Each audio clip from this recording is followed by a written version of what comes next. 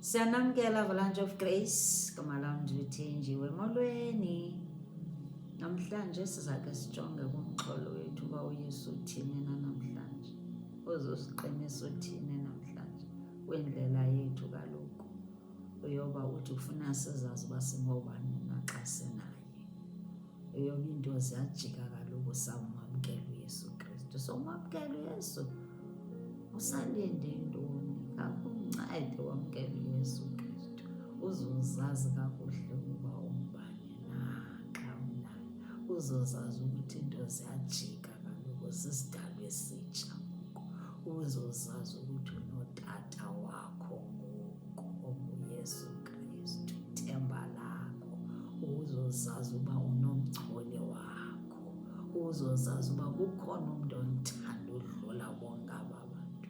Ungazofuna uhamba uthandwa nangobani na. Wazi uba mani umthanda gqitha uYesu Kristu. Andithi make sifunde ke uMakalati, Galatians 2 verse 20. BaseGalati besibini ivesi yama-20. Ithi ngoko ke ayisendim ophilayo, nguKristu ophilayo kum. Ubomi ke endibudlayo ngoku ndimanywe nonyana kaThixo. Ndibudla ngokholo kulowo wandithandayo wabuncama obakhe ubomi ngenxa yam. Oh, uyathetha kamnandi laa vesi. Isinika ntoni ke ngoku? Isinika i-direction eyoba nyhani wasithanda, uyasithanda, wathatha izigqibo, wavuma. Umzali xa ebuza uba ndizawuthuma abanini emhlabeni, wavuma, wazincama, wazinikela ngokwakhe ngenxa yothando lwakhe. Uyazi uyiva umntu omlandelayo uba ngumntu onothando. Zazi mani, ungazohamba ufuna uthandwa ngabo bonke abantu. Zazi uba xa unoYesu ngubanini. Uthi akusaphili, uthi uyive kakuhle. Uthi ngoko ke xa sesimamkela uYesu Kristu ayisendim mna ngoku ubomi bendibuphila bufile ngokuba andithi sekuphila bani kum ngaphakathi? Kuphila uYesu Kristu. Kuphila uYesu Kristu ophilayo kum nantsi. Ithi ubomi ke endibudlayo ngoku ndimanywe nonyana, simanywe nonyana kaThixo ngoku. Ndibudla ngokholo, sibudla ngokholo obubomi. Ukholo kubani? Kulowo wandithandayo wabuncama ubomi bakhe ngenxa yam. Hleke kakuhle phaya nkosana. Hleke kakuhle phaya. Icacile apha. Ngoba ngenye ixesha simane sithi hayi asiyiva kakuhle. Icacile apha. Into eza kusinceda into yokuthi siyive iBhayibhile kukumane siyifunda. Kuthiwa faith comes by hearing and hearing the word of God. Funa simane siyifunda, simane siyifunda, simane simamela ama-sermons, abeenkonzo ezi sizimamele. Siyeke ukuthi njena siyivale xa kungena icawe, siyivule xa kungena ezinye izinto zasemhlabeni. Ke sisuke kwiinto zomhlaba. Asingoba emhlaba thina. We are in this world but not of this world. Sisi-citizens zasezulwini. Funeka ke sihambe ngokholo. Sihambe ngokholo xa sinoYesu Kristu. Sikholelwe nantoni na ayithethayo apha eBhayibhileni ngathi.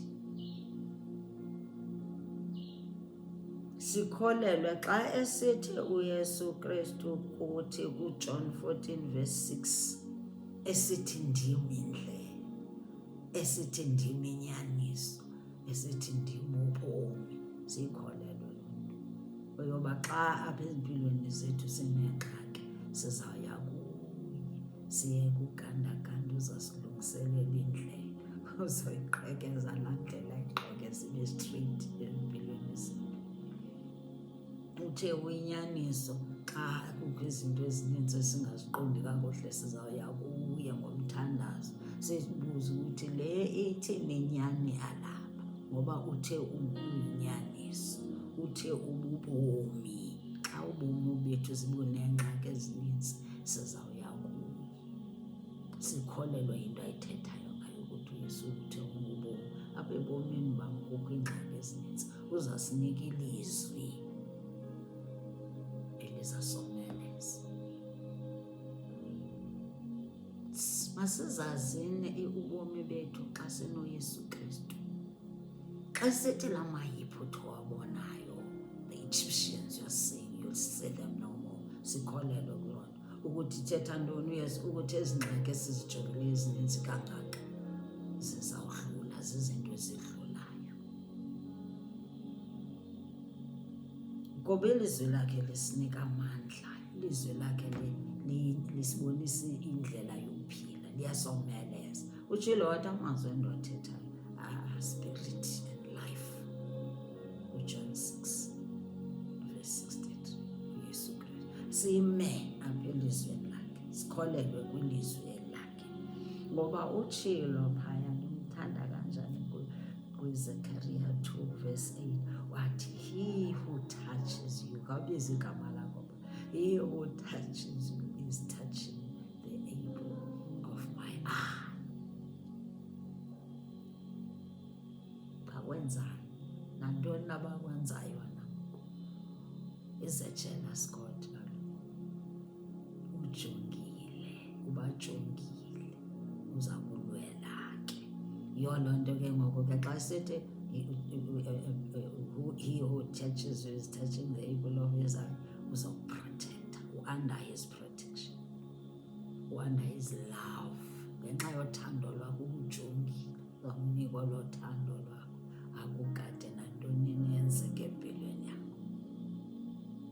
Linosizi, usizi ngathi xa sisengxakini uYesu. Ufana naxa silahlekile, unosizi ngathi asilwele. Masikholelwe ke kuleyo ukuthi uyasilwela ngoba yakhawuleza.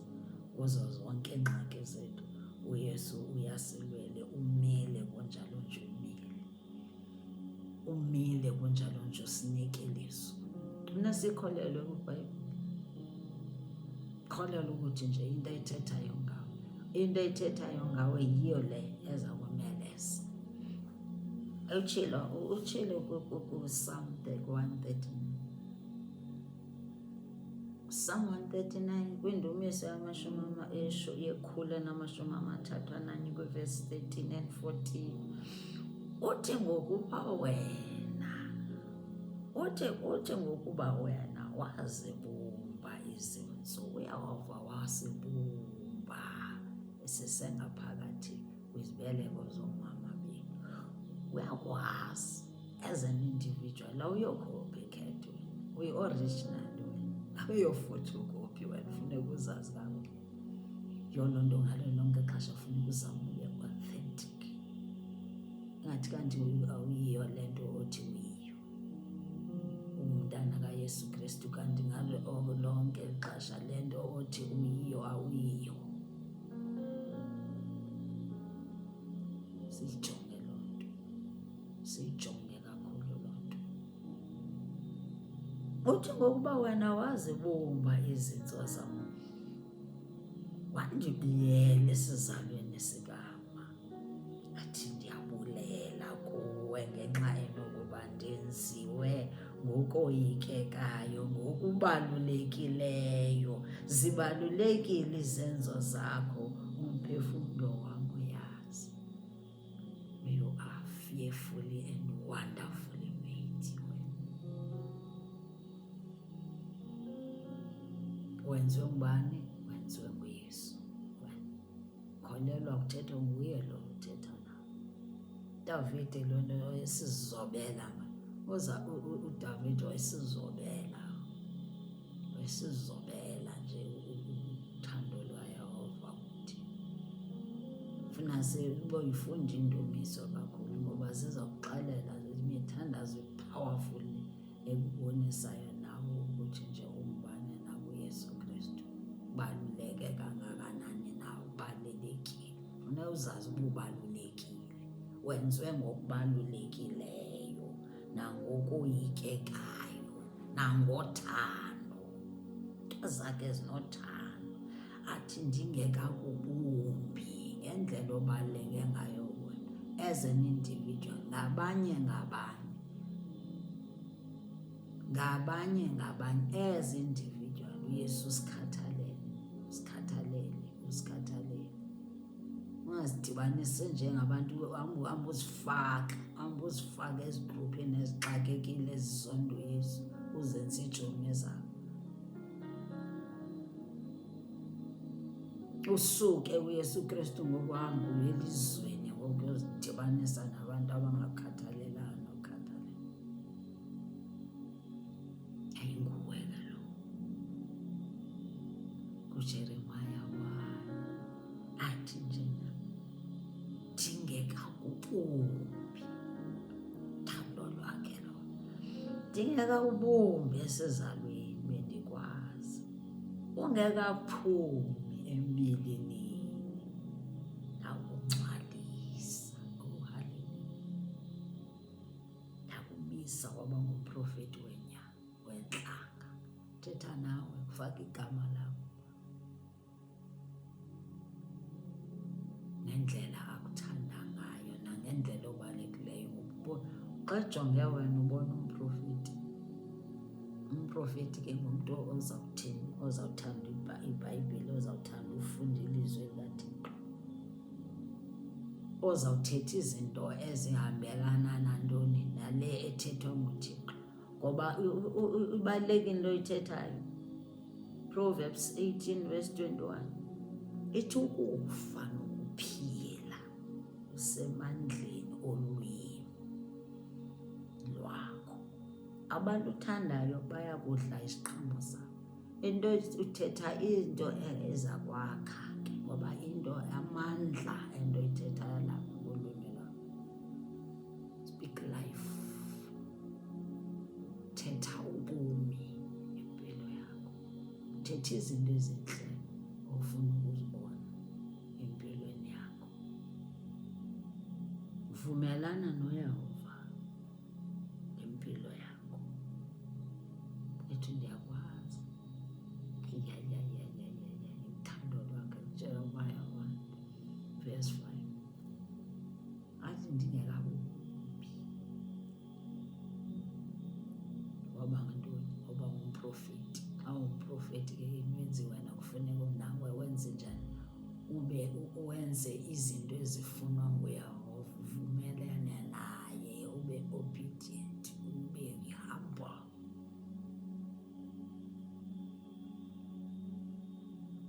Funa senze njalo, thetha nathi sibe plural, nam ndi-inclusive. Lelizwe lenkuthazo sonke.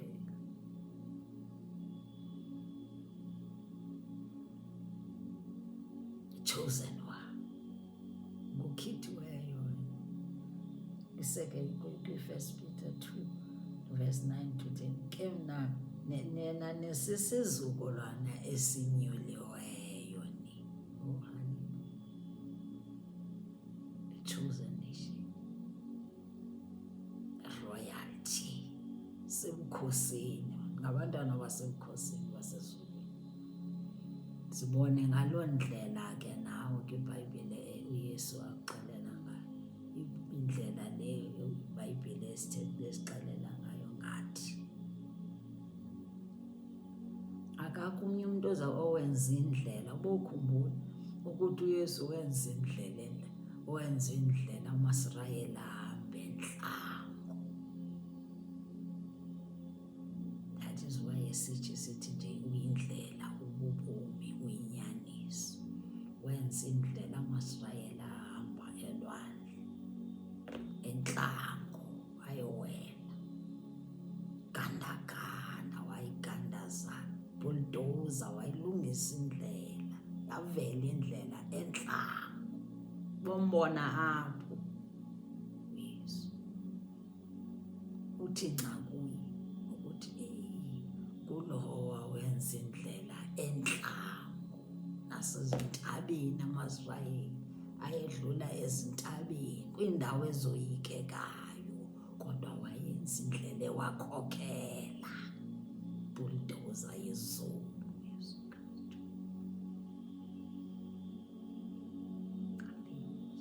Glory to Jesus.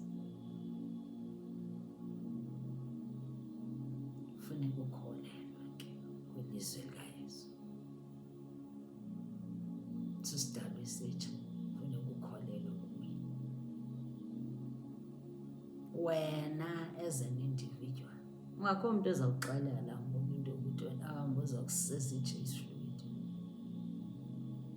kwi-end times, ayinguwe lo.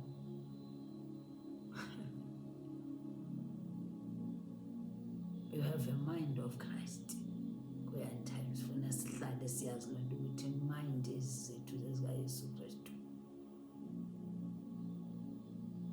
Xa kukhona into engathi njena, futhi sibe grateful kwi-end times. Make sibe grateful ngoba iingqondo zethu zisasebenza. Ubuntyholi kaloku usebenza usebenza ngongqondo, ufuna iingqondo zethu uzonda le nto yokuthi iingqondo zethu sisamile, sisazazi uba singobani na. Babe kuya ngaye ngabanje sonke siyavuruza nje, asizazi noba singobani. Iingqondo ezilogic ayikho. Kufuna every day movuka uthi Lord ndiyabonga, bonga ngengqondo, ndiyabonga Yesu, I'm still